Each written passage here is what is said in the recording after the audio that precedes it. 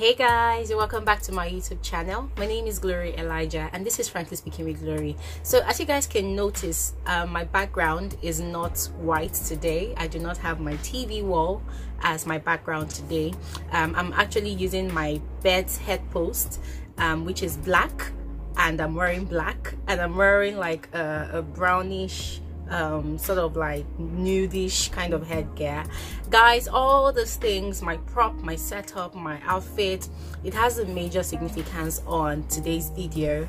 And I woke up this morning unconditionally loving my skin. I learned to love my skin, but guys, after my watching of Beverly Naya's skin documentary on Netflix last night, guys, I woke up this morning with an extra, like I woke up feeling extra.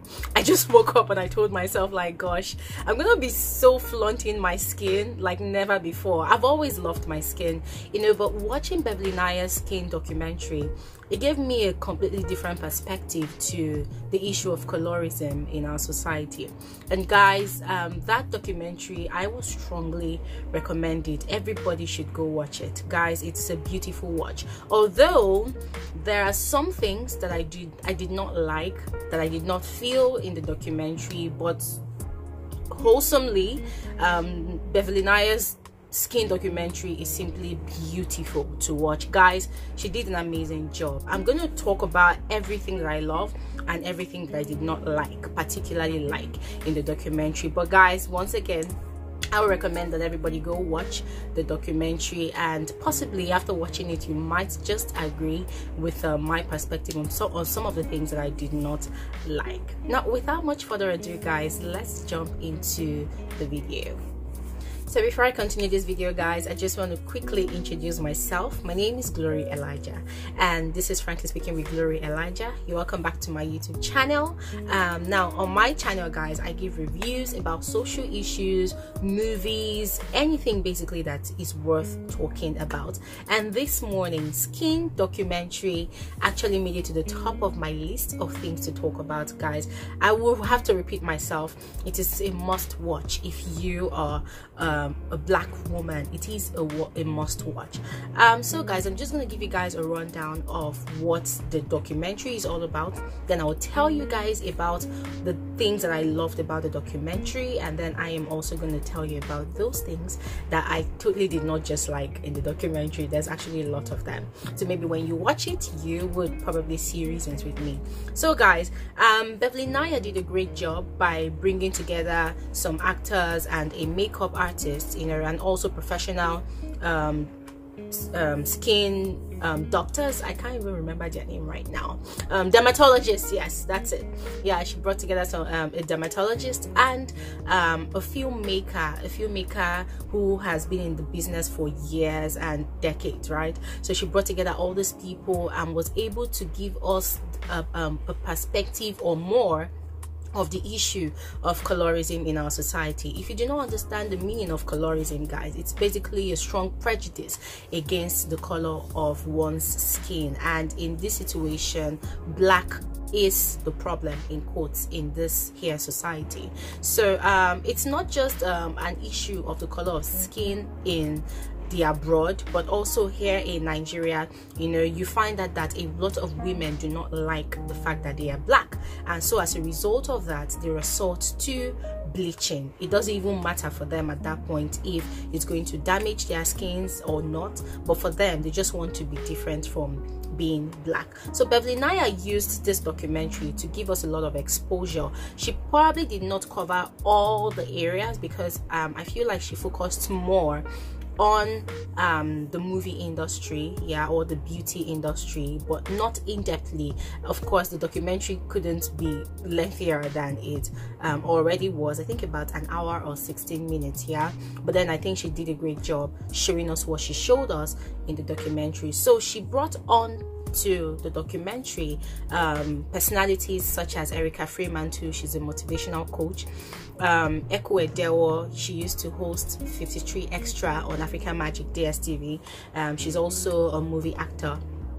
She also brought about Diana Yekini. Now Diana Yekini, she's one of those Nollywood actors that just breezed in and breezed out, you know. But hearing her story on this documentary got me to understand why I didn't see much of her anymore. And then there was also Hilda Dokubo. She's a veteran Nollywood actor, and she shared and gave us an in-depth analysis or explanation, if you may call it that way, of the problems of being black in our own culture, you know. And then she was that person that let us understand that in her own culture, white is of God and then black is of the devil. Guys, I'm sure that we are not, that saying is not alien to us. I mean, it's a statement that is very much valid abroad where racism is very, very strong. But then here in Nigeria, right, and I'm sure in several other places in Africa, you know, such statements are used, you know. So there was also Tenny Coco. She's a Nigerian makeup artist. I actually thought that Tenny Coco was actually fair or light-skinned, but then when she shared her story of how she went about bleaching her skin non-stop, you know, it made her, she wanted to feel more confident of herself and all of that, you know, she had to go into bleaching. But then later she realized that she was doing herself a lot more harm than good, and then she had to, you know, stop bleaching.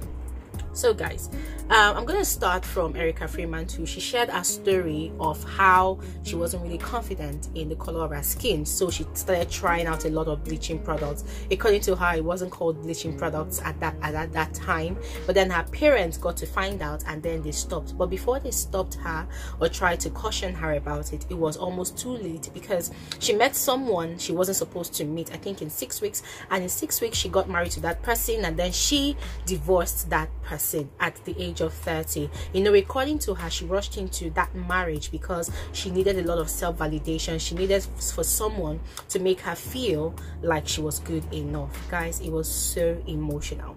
And then for Echo Edewo, I'm coming to Echo Edewo because her story, I felt like her story was quite insensitive to the topic that we are actually being exposed to. I felt like she was sort of tone deaf, or she really didn't understand the struggles of being black. So I felt like she completely did not want to acknowledge her white privilege. Guys, if you do not know Echo Edewo, Google her up. Echo Edewo is half Nigerian and half foreign, and she's white. Like, when you see her, she's completely white, so there's no trace of her being black. Probably the color of her hair, or maybe when she changes her wig, you know. So when she shared her own story, I felt like, come on, you are not being sensitive to the black woman. You're not being sensitive at all to the topic being talked about, you know. So maybe most of the things she said was edited from the video, from the documentary. I have no idea, but for me, I just could not relate with what she was talking about. I understand that everybody has their own struggles, but I felt like it was quite insensitive of her to share that part of her own story on a documentary that is actually focused on the struggles of being black and having black skin. And then Diana Yekini, as I said, she's one of those breeze in and breeze out Nollywood actors. You know, I first saw her in When Love Happens, the movie, and guys, I completely loved that character because I felt like, my God, this is a breath of fresh air from what we are used to in the Nigerian Nollywood movies, you know. But then when she shared a story of the struggles she always had when she goes for auditions, you know, the cameramen are always complaining, and basically, guys, I could relate because I know the struggles of wanting to be in front of the camera. You know, you have to use a lot of light if you are dark skinned. You know, she said she shared her own struggles of how that was a problem for her. She wasn't getting a lot of movie roles, she wasn't getting a lot of jobs, and this is someone that's actually qualified for the role, for the character, you know. And then cameramen will be complaining that, oh, you have come again, you are black, and you know, stuff like that, you know. So that was completely discouraging for her. She had to go back to the UK. So she spent only 4 years in Nigeria, but then she had to go back to the UK, where she was sure that even though she's black, she's going to get a job, she's going to work, she's going to fend for herself. And then there was Tenny Coco, the makeup artist, who shared her own struggles of her being black, but then she didn't really like the color of her skin, and then she decided to try bleaching, but then it became harmful to her skin, and then she had to stop and go back, you know. So guys, and then there was Fino, and I'm like, why is Fino here? Like, I'm sorry to say, guys, I feel like Fino's character in the documentary was completely misplaced. It was completely irrelevant. Fino is a Nigerian but is almost albino. Yeah, so I felt like, no offense to Fine or anything, but I felt like he just shouldn't have been in the documentary because he's not black, even though he has his struggles. Yeah, but I feel like whatever he said should be in light of portraying the beauty of the black skin, you know. Anyways guys, as I said, everybody has their struggles, but guys, basically all of the stories that these women shared, it just made me really think deeply about the struggles that us women, or us black people with black skin, you know, have in the society. And it made me remember of how I was bullied when I was in primary school by my teachers. Now when it comes to the end of the year party in school, they always gave the lead role, or they always gave the lead role to a particular girl called Ogechi, and that is because Ogechi is an Igbo girl and Ogechi is light-skinned. I don't even want to talk about the cultural disparities in our society. I'm going to talk about that in another video, but because Ogechi was Igbo and Ogechi was very light-skinned, so they literally would recruit all the light-skinned kids in my school and give them the best positions. In during our march past, you know, Ogechi was always the queen, or Nkechi was always the queen, you know. So because I was really black, like guys, I was seriously charcoal black. I thank God for my life. I think over time, growing up, you know, using different skincare products, you know, my skin has been able to tone up to this. But guys, I was so black. I'm gonna try and see if I can put a picture of myself when I was in primary school. Guys, you guys are gonna laugh, you're gonna flip.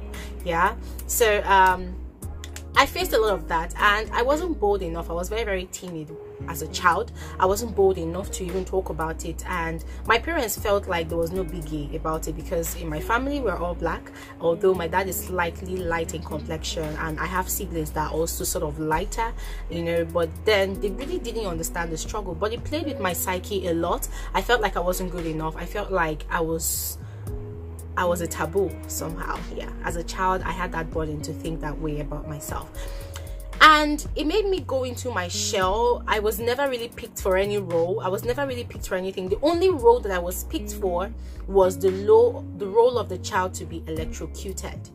And guys, I felt privileged to have that role at the end of the day, but I didn't really see how crazy it could affect me as a child.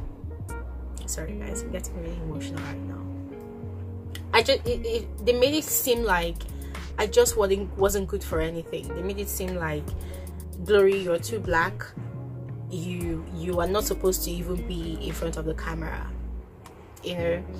And because I always had this dream of, I want to be an actor, I want to be a broadcaster, you know, there were videos like that I made growing up as a child, that the school would ask you, Glory, what, you know, career week, Glory, what do you want to become? I'm like, I want to be a broadcaster, I want to be a lawyer, I want to be an actor or an actress, you know. And they just made it seem like, no, you're not good enough. You know, so when I got into secondary school, I faced the same problems. The light-skinned girls were always the most beautiful ones in school. The light-skinned girls were always the most beautiful ones in school. The light-skinned girls were always the most sought-after ones, the ones that were given much roles, you know. But thank God, I got social prefect, not social prefect. I got I think health prefect or social prefect, something like that. Yeah. But guys, basically I got to university and I was trying out different types of creams because I realized that in university the light-skinned girls always ended up getting the fine boys, and I felt really left out, you know. But then I discovered that there was nothing I could do about it, you know. I didn't even have the money to buy those expensive creams to use, so I had to focus on my books, you know. It took me a while. I shared this story once, you know, of how I met someone, a guy, and he gave me that validation of my skin, you know, called me a Nubian princess, told me about how he loved the color of my skin. And guys, that was when I started appreciating the color of my skin. If that guy had not mentioned anything like that, I wonder how, you know. But his validation given to me was sort of like the climbing and the stepping stone for me, you know, to understand that, hey Glory, you're special, you're beautiful, love yourself, love your skin, you know. But that's by the way guys. I just thought I should share my own story of you know, my issue with colorism, my own personal experience. Guys, as I am speaking to you, please go ahead and share yours in the comment section below. So now guys, I am going to talk about the things that I completely loved in the documentary. So guys, first of all, I love the tone. The tone is beautiful. The tone is calm. Beverly Naya's narrative technique is beautiful. Her narration is beautiful. It makes the story, it makes the narrative easy to follow. It's simply beautiful. Yeah, it's in a very, very calm tempo, very, very nice tempo that you can actually follow. It's very beautiful. And then the mood is so beautiful. The mood is calm. The ambience is beautiful. It's calm. It's not too harsh. It's not too jittery. It doesn't jerk you out of your reverie as you're watching the documentary. It's beautiful. The soundtrack, guys, God bless whoever created that soundtrack, whoever created that music. That music was beautiful. Like, it's beautiful to listen to. It's beautiful. It's soothing. It makes you calm. It calms your nerves. If you're getting emotional, it helps you maintain your stance. It helps you not to get too emotional. Like, the music is so beautiful. I wonder how thoughtful they were, you know. Whoever created the music, basically, guys, person is just a genius. The narrative technique, the storytelling style, I've talked about it. It's simply beautiful, simply amazing. I loved it. The camera angles, guys, simply beautiful. I love the way that they were focusing on the skin, guys. That is what it should be. You know, after living in bondage, I haven't really seen another movie that uses a lot of expertise, you know, and professionalism in capturing, you know, the actual crux of the matter of the movie. This one, Skin did great justice to utilization of camera angles. It was simply beautiful and professionally done. The picture of the documentary is simply beautiful, guys. I completely love it. Like, you know, this kind of Queen of Catways vibe, you know, that is the same kind of vibe I got while watching the movie. It makes you feel all the Africanness. It makes you feel all the blackness. It makes you feel all the beauty of being black. The picture quality of the documentary, it completely puts you in a very, very comfortable zone, in a very, very comfortable position, you know, and it helps you sort of psychologically understand the beauty of blackness. You know, it helps you, it's like a subliminal kind of message that you're getting while you're watching the documentary. It helps you fashion and retune your mindset to the fact that black is indeed beautiful. I completely love the picture of the movie. The ambience, as I said, very relaxing, very comfortable, very, very welcoming, and very, very warm. That's the word I'm looking for. Very, very warm. Absolutely beautiful. I completely loved it. And then the content, beautiful. I love the content, but then I have issues with the content, and this is where I am going to start talking about the things I did not completely like in the movie. But before I continue, guys, I want to use at least about 1 or 2 minutes to talk about Bobrisky's part in this documentary. Now, guys, Bobrisky's part in this documentary was absolutely very, very significant for me. 2 scenes in this documentary were very, very significant for me. Bobrisky's part and the woman that was mixing shea butter, that was trying to make soap for Beverly Naya and her interpreter. That woman cried. Her tears was very, very significant for me. I'm going to talk about both of them in a few minutes. Now, guys, Bobrisky is one of the most controversial personalities in Nigeria, I think globally, maybe not globally, but let me just say in Nigeria. He's very, very popular. He's a cross-dresser. He tends to bring a lot of confusion to people because people do not understand if he's gay, if he's homosexual, or if he's just a plain cross-dresser, you know. And let me not lie, I personally, I admire his courage. I admire his bravery for even daring to be a cross-dresser in this part of the world, because come on, this is Nigeria. We have very, very strong norms. We have very, very strong conventions that people do not dare go against, because of course society is going to frown on you. And Bobrisky is one of those people that has received a lot of backlash as a result of his choice of being who he is. You know, Bobrisky is one of those people that has been greatly talked down on, greatly castigated, greatly ridiculed as a result of his choices. But then watching him explain his reasons for being who he is and doing what he does in this Skin documentary, guys, I feel like it's a big and huge eye-opener to the fact that, to the saying that you do not judge a book by its cover. Everybody has a reason for doing what they do. That is not to say that when somebody is a killer or a murderer, they have a valid reason for being a murderer. I am not in support of that.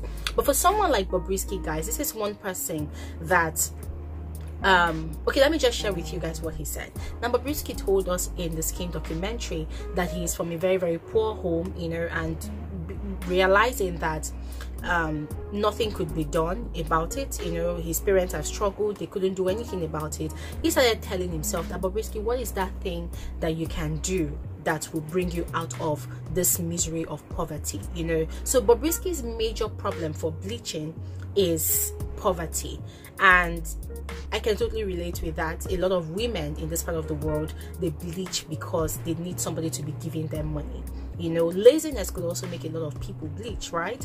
Yeah, but also this was Bobrisky's own choice, and he used his own mouth to say it in the documentary that he was very, very impatient to, you know, work hard. He didn't want to work for anybody, you know, he didn't want to work for anybody basically. So he just wanted a situation where he's going to come out of poverty, he's going to make money. Now guys, I'm not gonna lie to you, that sounded a bit greedy to me, hearing that, you know.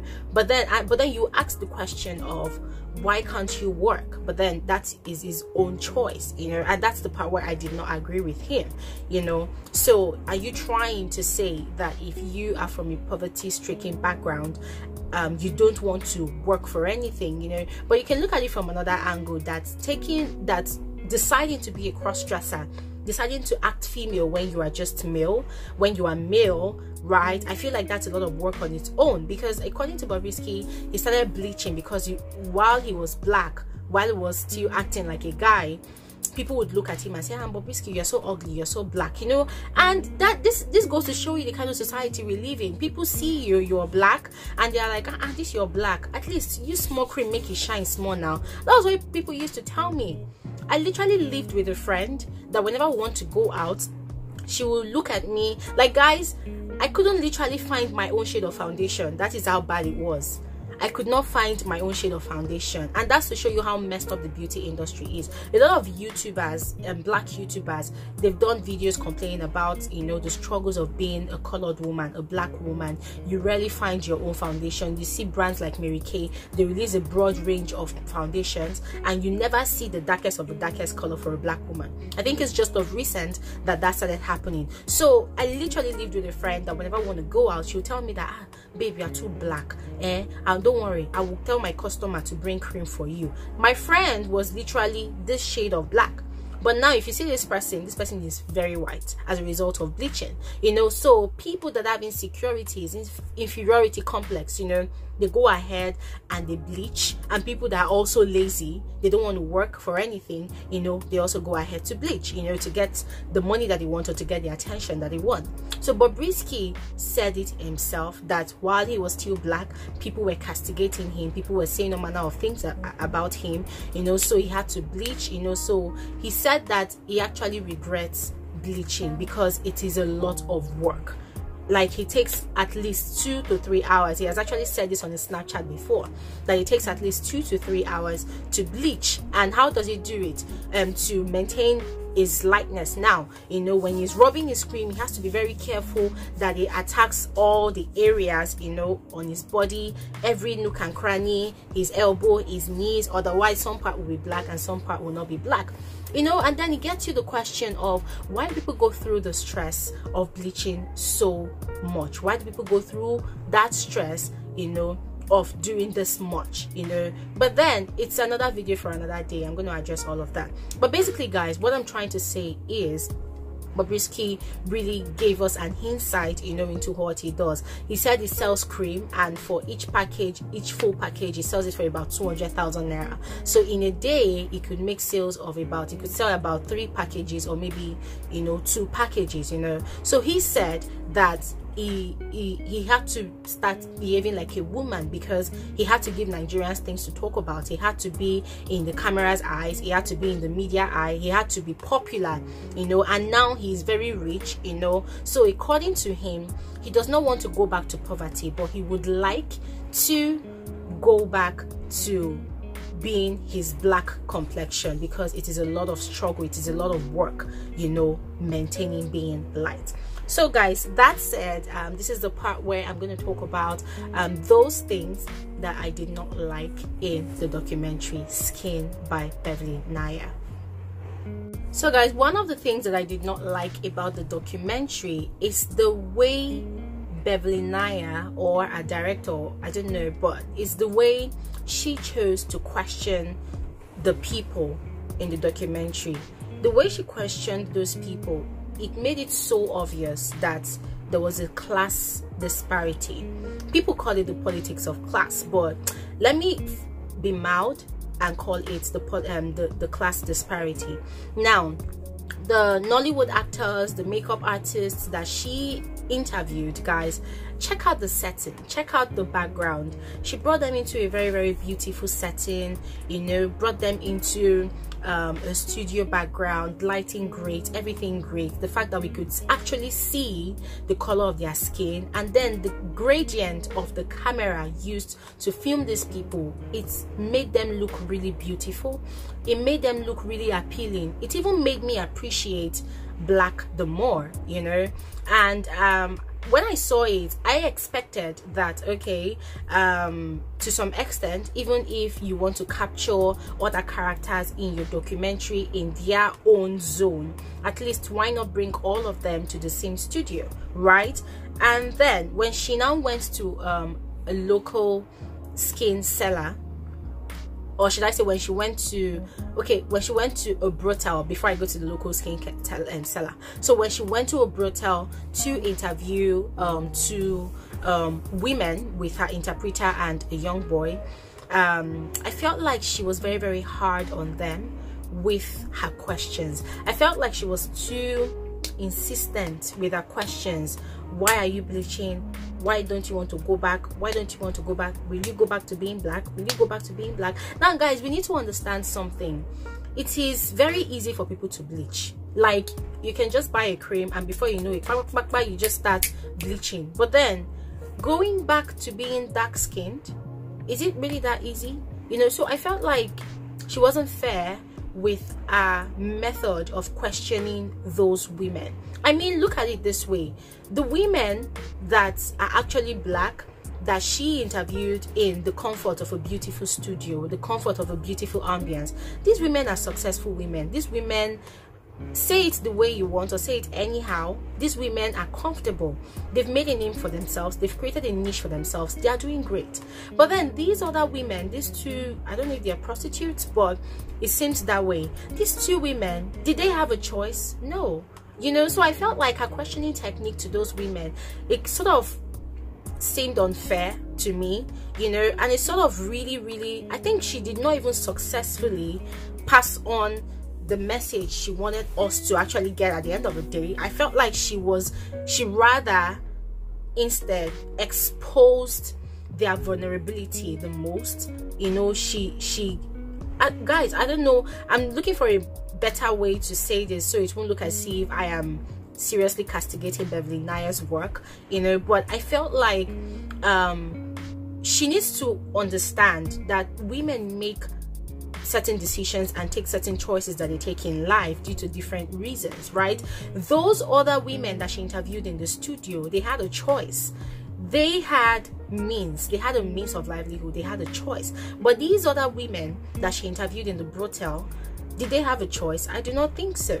I do not think so. And then asking one of them that, oh, if you meet a man that is going to accept you if as a black woman, would you go back to being black? And then the woman said no, that as a result of the husband that she has, her husband likes light-skinned women, you know, so she cannot be black, otherwise the man is going to leave her, you know. So I felt like the response that the woman was giving, Beverly Naya was not paying attention, and that was my problem. You know, while she was interviewing the other high class women, you know, they were allowed to freely express themselves, they were allowed to freely talk. I don't even know if they were actually being questioned, but I felt like they were given time to talk, you know, and they were allowed to explain their reasons, their decisions, their choices. But then these other women, I feel like she did not really give them a choice. They were actually telling you something. They were explaining something to Beverly Naya, and I felt like she wasn't paying attention. I feel like she was actually tone deaf to their reasons. And the reason that woman was giving was,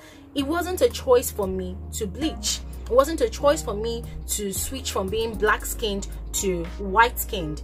It was a pressure from the man that I love, and this man is taking care of me. So if I am not white-skinned, this man will leave me. And then there's the question of, if this man leaves me, what would I do? My life will become more difficult. And guys, that is the reality of most of the women in Nigeria. So I feel like I understand that Beverly Naya's focus on that documentary was the skin, you know, but then I felt like this woman was trying to pass on another message, that aside skin being a problem for most Nigerians, there's also the problem of not being able to stand on your own 2 feet, you know. And then there's also a problem from the male folks who basically do not appreciate black women. Guys, I am a living witness. I have gone out several times. I've carried out a social struggle study of my own, and I noticed that when I walk into a club, when I walk into a bar, most of the women that gets the attention of men are the light-skinned women. Us that are black-skinned, in fact, it takes the grace of God for men to even see us, that, hey, these people, this girl, you are here. Yeah, because we are so dark, you know. So they make it feel like it's a taboo that we're actually black. So I feel like men are also a problem for women who have black skin. So I felt like that was a message that this woman was trying to pass, but Beverly Naya was so engrossed in her questioning tactics that she did not pay attention. So that was a part of the documentary that I did not just like. Another part of the documentary that I did not like was the questioning technique that she used for Miss Cookie Skin, the elite skin maker or skin cream seller, and the local cream seller. Now, when she went to see the local cream seller, she stood outside the woman's shop. Why didn't she go into the woman's shop? For me, I felt like that was really wrong.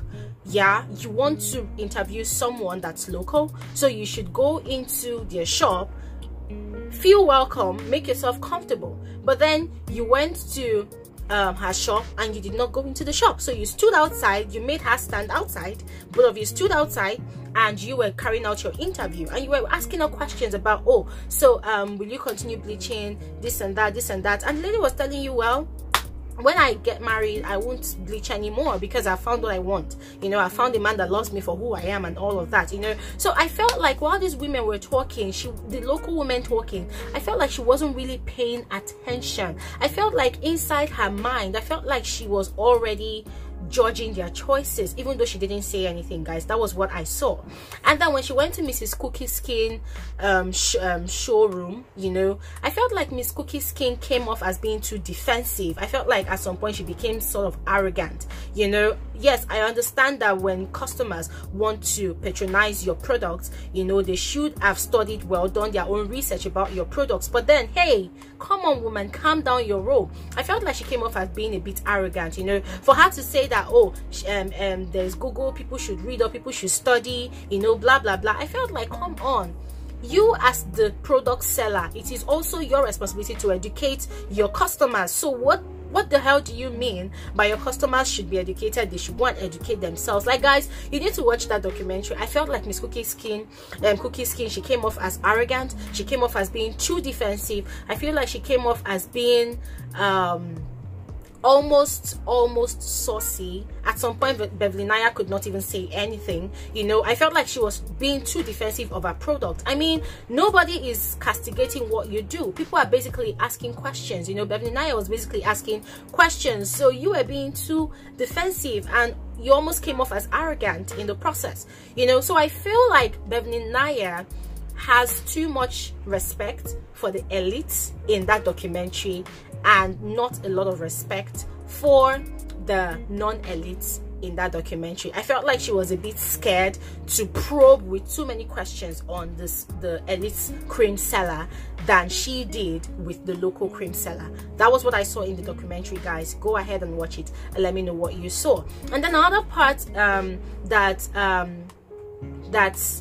I did not like in the documentary was when the woman that was mixing cream, and then Beverly again, in her usual questioning self, she questioned this woman, probed her, would you want to go back to being black? The questions were okay, but at the point when the woman broke down and started crying, that should have given Beverly Naya some red alerts that, oh my god, you've touched a place in her life or in a memory lane that probably something terrible had happened that made her bleach, that you shouldn't have gone ahead to even question, you know. So why don't you go give her a hug and console her, you know? But no, Beverly Naya sat down there and was rubbing the woman's arm. In my head, I felt like that was very, very, very, very insensitive. Yeah, very insensitive.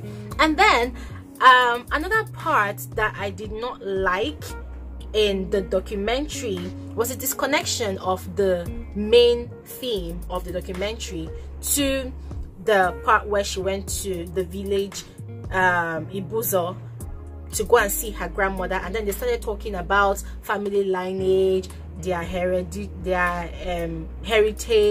Biafra war, how strong women in their family. Guys, I felt disconnected at that point, because in my head I started asking myself, am I still watching a documentary on the black skin, or am I watching a documentary on the Biafran war? For me, I felt like she just used that opportunity to talk about her family, you know, advertise the women in her family. And for me, I felt like that was just a waste of time. It was completely irrelevant information, in my opinion. I felt like it wasn't necessary, and that part should have just been cut off.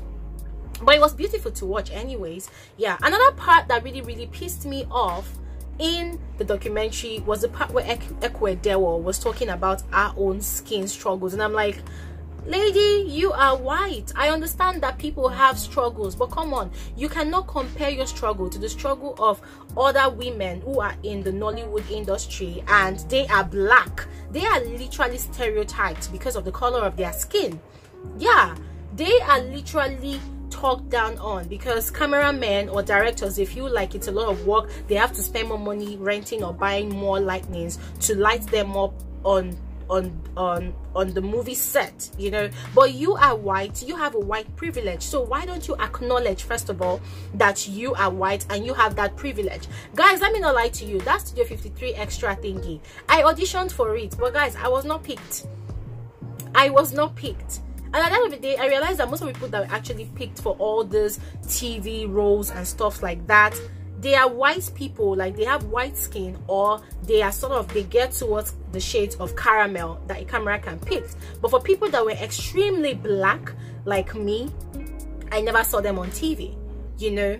So I got really irritated, let me not lie to you, because I felt like she came off as being extremely insensitive to the theme or the topic that is being discussed. I know that she was trying to paint that, oh, when I want a role, they say that no, the role is only for a black woman, the lead role. So I'm like, so your problem is actually getting a lead role. You are not even concerned about the actual issue that you can easily get a movie role. Yeah, even though it's not lead, but you can actually get a movie role just because you're white and because you also have an accent. So guys, these are all disparities and struggles and stuff that women actually face, you know, in this our society. But I felt like Ekwe Edewo did a poor job of acknowledging her white privilege. So guys, all these things happened in the documentary, but overall I loved the documentary. The Moody Yahaya, the filmmaker, guys, he gave a lot of exposition about the history of filmmaking, about how colors and color schemes are selected for photos and how it affected how people chose their spouses back in the days. Guys, it's very enlightening and very educative. I really strongly recommend that everybody watches it, right?